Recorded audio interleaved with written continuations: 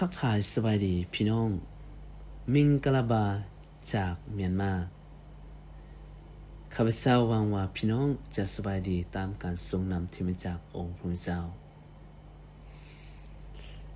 มื้อนี้ข้าพเจ้าเองก็ดีใจที่จะนำเอาพระคำของพระเจ้า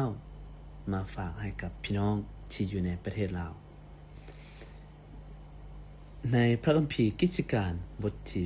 17ข้อที่1หาข้อที่15ข้าพเจ้าจะอนุญาตอ่านอยู่ในข้อที่11หา12ในพระคำของพระเจ้าได้ทรงกล่าวว่าคนยิวในเมืองนี้มีจิตใจสูงส่งหลายกว่าคนยิวในเมืองเทสซาโลนิกพวกเขามีใจเลื่อมใสหลายและอยากจะฟังถ้อยคำที่โปโลกล่าวและพวกเขาศึกษาพระคัมภีร์ทุกวันเพื่ออยากรู้ว่าถ้อยคำที่โปโลกล่าวนั้นเป็นความจริงแท้หรือบ่มีหลายคนในพวกเขาได้เชื่อพร้อมทั้งพวกแม่หญิงสาวกรีกที่มีเกียรติสูงในสังคมและพวกผู้ชายสาวกรีกด้วยนี่คือพระคำของพระเจ้าที่มาถึงกับพวกเขาในมื้อนี้ข้าพเจ้าหวังว่าพี่น้องจะได้รับพระคำของพระเจ้าขอบคุณพระเจ้าสำหรับพระคัมภีร์ในตอนนี้ที่เฮ็ดให้พวกเราได้เห็นถึงชีวิตของอาจารย์โปโลและทีมงานของอาจารย์โปโลของเราที่ได้ทุ่มเทมีความกระตือรือร้นและมีความตั้งใจในการประกาศข่าวประเสริฐของพระเจ้าถึงแม้ว่าพวกเขาต้องพบกับอุปสรรคหลายอย่างถ้าพี่น้องอ่านข้อที่1จนฮอดข้อที่9พี่น้องจะเห็นพวกเขาพบกับอุปสรรคหลายสิ่งหลายอย่างอย่างเช่นมีคนต่อต้านอิสาพวกเขาหลายเลยแหละแต่ว่าถึงแม้ว่าพวกเขาจะต้องเจอกับความยากลำบากตลอดเวลาระยะที่ประกาศพวกเขาก็ยังมีความตั้งใจทุ่มเทในการประกาศข่าวประเสริฐของพระเยซูคริสต์เพราะว่าพวกเขามีความมั่นใจนี่คือการทรงเอิ้นของพระเจ้าดังนั้นพวกเขาจึงรับใส่พระเจ้าด้วยความทุ่มเทด้วยจิตใจเหือแห้งและด้วยความกล้าหาญพี่น้องเราจะมาเบิ่งว่าแม่นอย่างสิ่งที่อาจารย์โปโลประกาศเรื่องราวของพระเจ้าสิ่งหนึ่งที่เราเห็นการประกาศของอาจารย์โปโลคือสิ่งที่สำคัญเลยพี่น้องอาจารย์โปโลไปใส่ก็แล้วแต่ที่เราประกาศ1เราประกาศว่าพระเยซูคริสต์เป็นศูนย์กลางอันนี้คือข้อความที่เราไปประกาศพระเยซูคริสต์เป็นหลักเลยพี่น้องพระเยซูคริสต์เป็นผู้เดียวที่ให้ความรอดพ้นพระเยซูคริสต์ได้ตายและถูกฝังและฟื้นคืนจากความตาย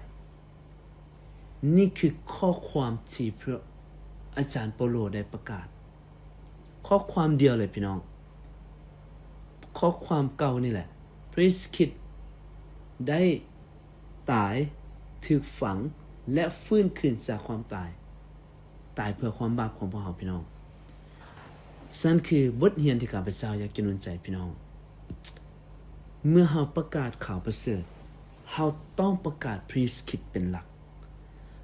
ว่าพระเยซูคริสต์ทรงเป็นผู้ที่เริ่มต้นในชีวิตของพวกเราพระเยซูคริสต์เป็นผู้ที่ตายเพื่อการบาปของพวกเราและพระเยซูคริสต์ถูกฝังและก็ฟื้นคืนจากความตาย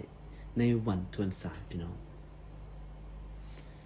อันนี้คือสิ่งที่เราจะประกาศให้กับคนลาวเฮาหรือคนต่างชาติฟังเมื่อเราออกไปประกาศพี่น้องแล้วเราจะเห็นว่าเมื่ออาจารย์เปาโลออกไปประกาศอันนี้คือสิ่งที่เราเห็นเนาะอยู่ในข้อที่15ข้อที่12พอถึงกลางคืนในวันเดียวกันนั้นคนที่เชื่อก็ส่งเปาโลและศิลาไปที่เมืองเบเรีย เมื่อมาฮอดพวกเพิ่นก็เข้าไปในธรรมศาลาของยิวคนยิวในเมืองนี้มีจิตใจสูงส่งหลายกว่าคนยิวในเมืองเทสาโลนิกพวกเขามีใจเลื่อมใสหลายอยากจะฟังถ้อยคำที่โปโลกล่าวและพวกเขาศึกษาพระคัมภีร์ทุกๆวันเพื่ออยากรู้ว่าถ้อยคำที่โปโลกล่าวนั้นเป็นความจริงแท้หรือบ่ว้าวพี่น้องอาจารย์โปโลประกาศพระคริสต์และสอนพระคำของพระเจ้าให้กับพวกเขาด้วยพี่น้องชาวยิวเนาะเมืองอยู่ในเมืองนี้พวกเขาอยากฟังพวกเขาอยากศึกษาพระคำของพระเจ้าพี่น้องขอให้พวกเขาที่จะประกาศพระคริสต์และประกาศพระคำของพระเจ้านี่คือสิ่งที่สำคัญและอยู่ในข้อที่12มันจะไหนมีหลายคนในพวกเขาได้เชื่อพร้อมทั้งพวกแม่หญิงชาวกรีกที่มีเกียรติสูงในสังคมและพวกผู้ชายชาวกรีกข้อที่13แต่เมื่อพวกอยู่ในเมืองเทสาโลนิกได้ยินข่าวว่าโปโลประกาศพระคำที่เมืองเบเรนเหมือนกันพวกเขาจึงมาเมืองนี้และลงมือปลุกระดมประชาชนวุ่นวายฝ่ายคนที่เชื่อก็ส่งโปโลไปถึงแคมป์ทะเลในทันทีส่วนศิลากับทิโมธีนั้นพวกเพิ่นยังพักอยู่ในเมืองเบเรคนที่นำส่งโปโลนั้นก็ไปกับพวกเพิ่นจนถึง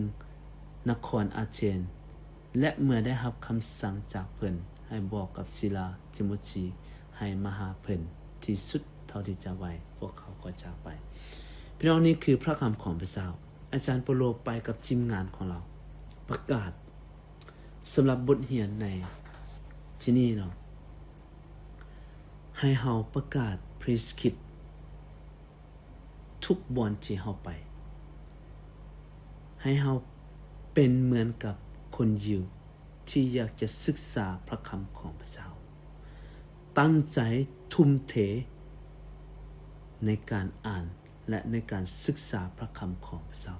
ทุกๆวันเอเมนนี่คือถ้อยคำของพระเจ้าที่มาถึงกับพวกเราร่วมใจกันอธิษฐานพระเจ้าบิดาผู้ลูกสรรเสริญแด่พระองค์ขอบใจที่พระคริสต์ได้สิ้นพระชนม์และถูกฝังในวันทวน3พระองค์ได้ฟื้นขึ้นจากความตายพระเจ้าขอพระองค์ได้จะใช้ผู้ลูกเป็นภาชนะที่เกิดผลและเป็นนักประกาศพระคริสต์ทุกที่ทุกบอนที่พวกลูกได้ไปและเป็นผู้ที่ตั้งใจฟังพระคำของพระเจ้าศึกษาพระคำของพระเจ้าในชีวิตของผู้ลูกด้วยดังนั้นผู้ลูกจึงอธิษฐานในพระนามพระเจ้าอาเมนขอบใจอวยพรพี่น้องทุกคน